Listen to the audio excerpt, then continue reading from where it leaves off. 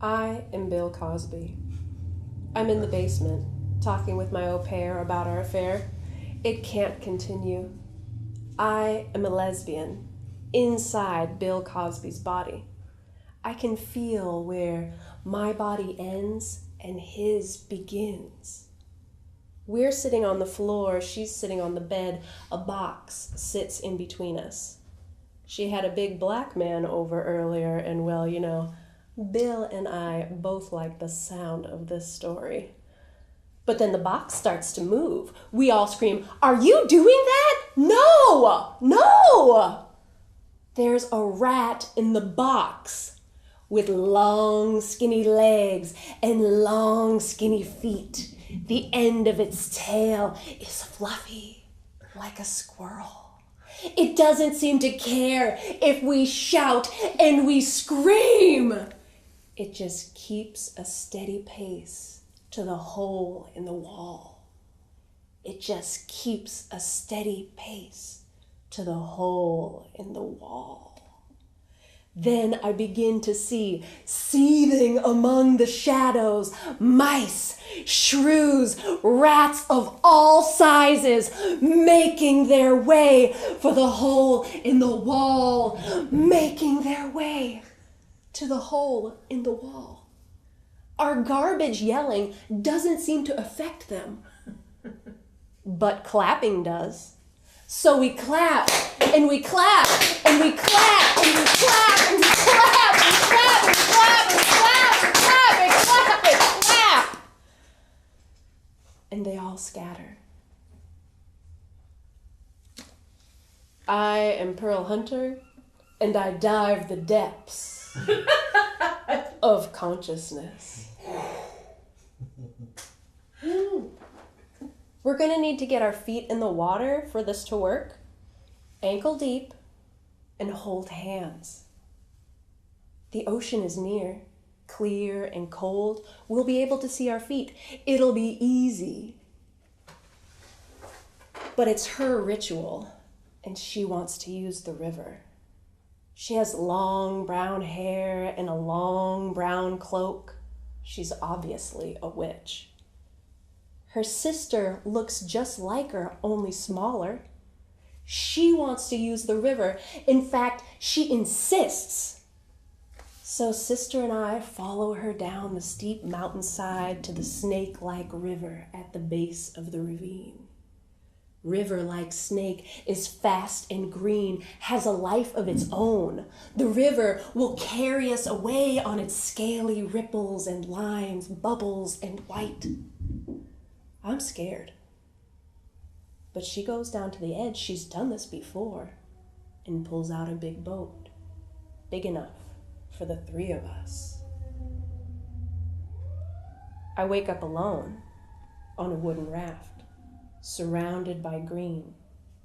The world is filled with dots, soft green and yellow, young leaves coloring the sun as it pours through the forest. All the dots are singing, "Nap, relax, this moment is endless. Nap, relax, this moment."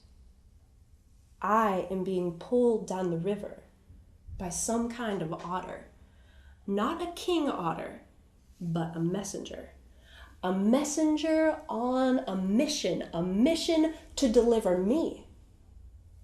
We stop at a dock at a building on the bank in the land of dots.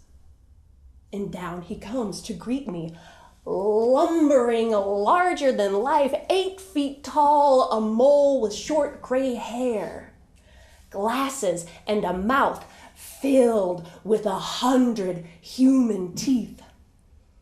Jingling in his smile, he's so happy to see me. "Welcome to Badgertown." He flops out his hands, palms up, in a gesture that says, "Human, I've studied your ways." I respond appropriately. Palms up, wagging smile. And I follow the mole into Badger Town.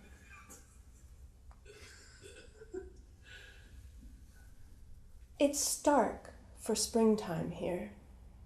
The wind is gray and biting. I'm here with her at her house. My mom is drunk and pregnant. Fucking Frank has brought her out of menopause. She keeps making these lewd gestures that she's really too Catholic for. And I can tell by the fit of her jeans that she's too far along to have an abortion and that she's been drunk the entire pregnancy. Anger consumes me and soaks me like a suit of armor, controlling my posture and keeping my gaze on the ground. My anger takes me away from here.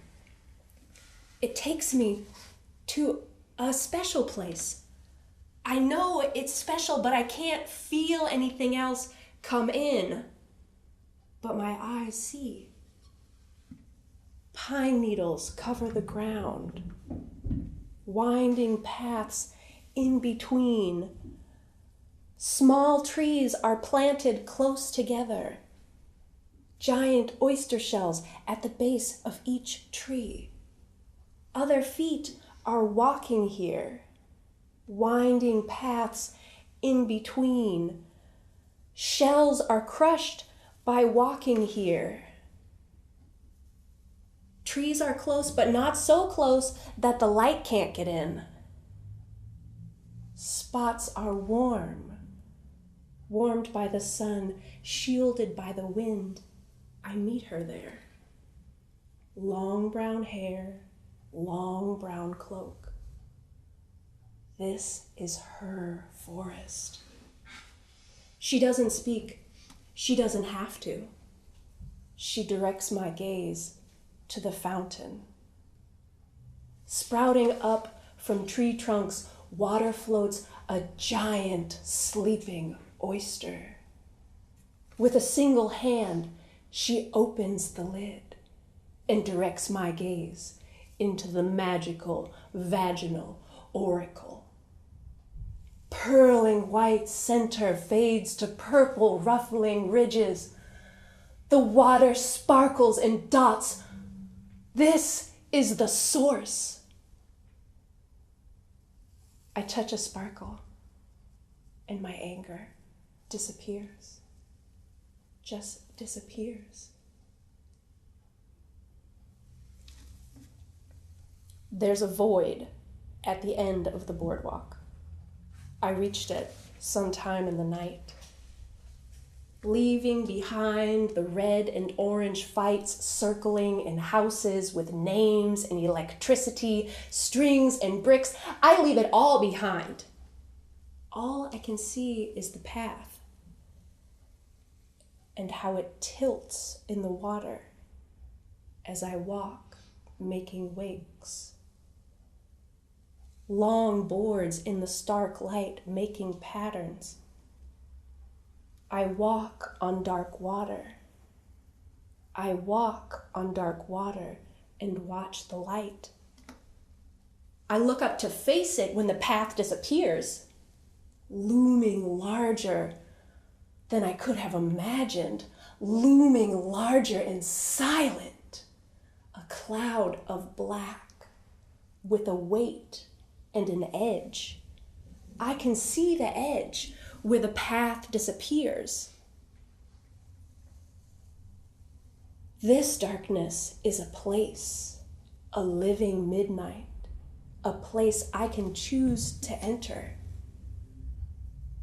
I ran here. I found this darkness. I came from the fights. I chose to leave. I know I can't go back, but I'm scared to go in to the darkness. The darkness.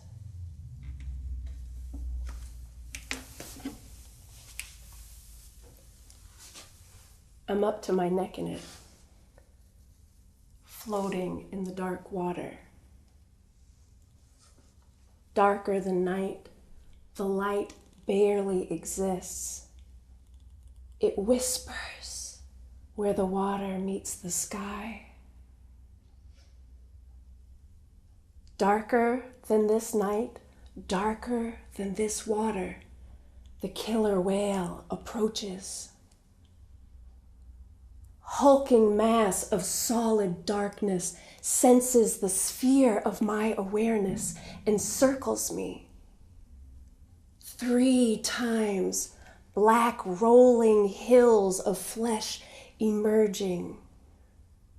The light licks little lines on the edge of the massive mammal. One eye, I see it.